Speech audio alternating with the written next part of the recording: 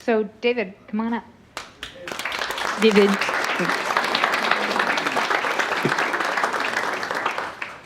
All right. This will be a familiar picture, I'm sure, to many of you. And frankly, we've been pretty successful at trying to shut down privatization internationally. I think the public surveys in most countries in the world make it very clear that people in general are opposed to privatization. Certainly in the Canadian context, that's very clear. And I think part of that is the experience of it, and we've done a very good job at educating people about the problems associated with privatization. And I think we can be really proud of what we've done. But that's not what this conference is about. The problem, I think, with the anti-privatization debate is that it's really hit a stalemate. People in support of privatization just aren't listening. They are convinced that it works and that the private sector mentality makes sense, it's going to save us money and efficient, et cetera, et cetera. As a result, it's become a bit of a bun fight and a shouting match. And it's also, I think, put us on the defensive as protecting a particular type of public service. And what I want to argue here is that it's time for a change.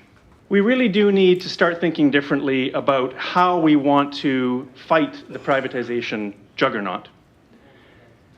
And the first thing I want to say is that it's okay to be critical of public services. This has to be a starting point for us. And there's a number of reasons for this. First of all, public services ain't what they used to be. 30 years of austerity has reduced our workforce. It's reduced our ability to provide frontline medicines, treatment for water, etc. So protecting what is it exactly that we're standing up for when they've been stripped so far? Secondly, a lot of public services really are kind of top-down bureaucracies.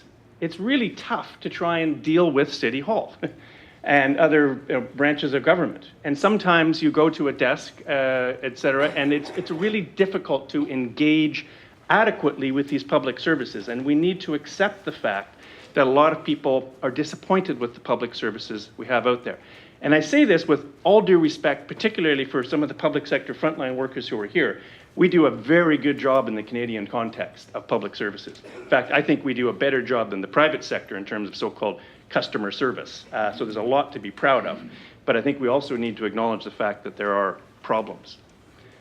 Thirdly, and very importantly, we've just heard from Ellen, is about uneven access. If you talk to people in First Nations community, they're like, what public services? What is it that I'm supposed to be trying to protect and defend here? I either don't have them or they're so bad that this is not the kind of public service I want to defend. And it's not just First Nations communities, it's communities of color, other marginalized groups in the Canadian context and internationally. And we need to be alert to those uneven points of delivery. And then finally, our public services have been ideologically transformed over the last 30 years with something called corporatization. Running our public services like private businesses. They're legally arm's length, often from the government that they are owned by, financially ring-fenced, et cetera. And they're very problematic in the way that we now run our public services.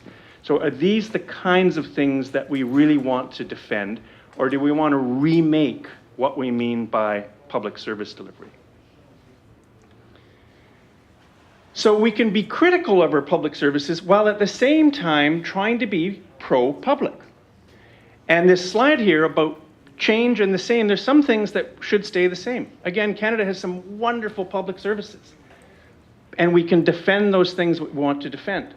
But it's okay to say that we want to do something differently. And what this conference is really about is to say, what kinds of progressive demands do we want to make of ourselves, of our governments, of our communities, and we can put these alternatives out on the table. We can start to make public feel new and creative again. I'm from Ontario, and I mean a good example is Ontario Hydro. The vast majority of Ontarians are opposed to the privatization of Ontario Hydro. The vast majority of Ontarians hate Ontario Hydro. So what do?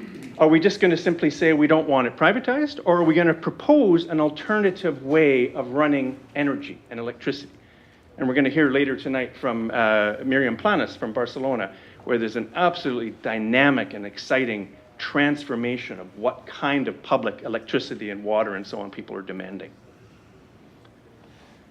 We need to put the privatizers on the defensive.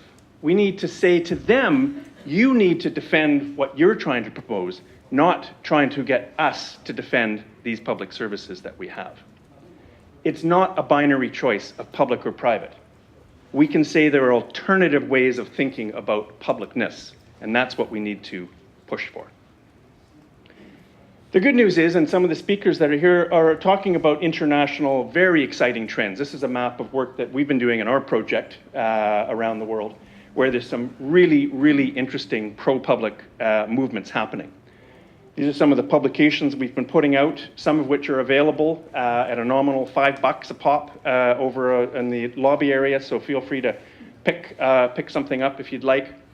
And I'm just going to draw your attention to this book in particular, our most recent product in collaboration with a number of organizations on reclaiming public services and remunicipalizing public services, which is a very important trend around the world. We've documented over 800 cases of municipalities that have remunicipalized a wide range of services. And you can see from this list here, water, electricity, healthcare, transportation, waste management, a lot of really exciting things going on. And there's been a number of cases in the Canadian context as well. But I do want to say again that public is complicated. It's not a simple story. And I think this is our real challenge as we try and move forward here. And I've just actually returned from a trip to Bulgaria, where they're trying to remunicipalize their water in the city of Sofia. And I interviewed a very eclectic range of people, including the leader of a neo-Nazi party, who wants to make their water public again because it's part of the sort of blood and soil rhetoric of ethnic identities of Bulgarians. Right down to sort of former communists who want to make their water public again. Now, we don't have that similar spectrum in the Canadian context necessarily, but I do want to highlight that there is, what kinds of publics are we here? There's a lot of autocratic governments that are trying to promote public again. And in a sense, I mean, with the Liberals, nationalizing Kinder Morgan, basically to use it as a hammer, as a public entity, to try and push something through. So just because something is public doesn't mean it's necessarily good. And we're seeing governments around the world remunicipalizing services because they want control over those services, to control ethnic minorities, often in their own countries. We also need to pay real close attention to the kind of state capitalists that are also, like in China, running services under the public umbrella, but really not doing it for very progressive reasons. And that kind of capitalist ethos still continues. The big problem we have here in the Canadian context is the kind of neoliberal agenda of running these services like private entities. So they're public in name, like Ontario Hydro or the LCBO, but they're run increasingly like private enterprises, and we need to be alert to that kind of trend that's going on. Now, more interestingly, there's some very interesting stuff going on in Europe around social democratic reforms, which are quite interesting, but there's also some very interesting radical anti-capitalist voices, particularly in Latin America and Europe, that are quite interesting. And then finally, these kind of autonomous voices, and I just want to highlight, for particularly for First Nations communities here, I've worked with a lot of Indigenous communities in Latin America, and they're like, we don't want remunicipalization. That's a dirty word. We don't want the state involved. We don't trust the state. We want autonomy over the services that we run. And we need to be prepared for Indigenous communities to say, look, we have our own way of thinking about and doing these things. And that can be a public type of service. They don't have to be driven by the state. So this is a kind of wide gamut internationally that we're finding, but I think we need to be alert to it in Canada. So I'll just close with 4 challenges that I think we face in this struggle, and to maybe keep in mind as we go through it. We're going to see resistance from the private sector, from media, from governments.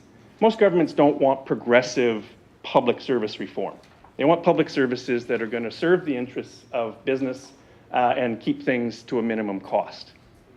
And we see that particularly, again, with First Nations communities. Promises, but not a lot of delivery, and the resistance is going to be strong.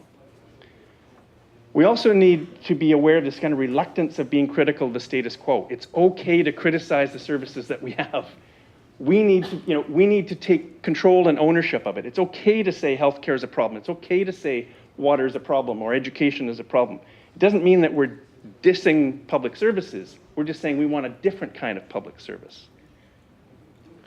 And there are no simple narratives or visions. We need to be able to think beyond the kind of old welfare model state-driven, top-down, we know what's good for you kind of thing, and to think about bottom-up kinds of public, democratic, more participatory ways of doing service delivery. But we've got limited resources, and it's going to be tough to do these things. So I think we need to be strategic about how we advance a pro-public movement, and that's one of the reasons for this conference and the Sunday morning meeting, is how do we advance a pro-public agenda with what is relatively few resources and very little media attention. So we're not here to talk about anti-privatization. We know what's wrong with privatization. Ex-nay on the anti-privatization talk this weekend. We want to create our own wind and a new discourse about what it means to be pro-public. Thank you.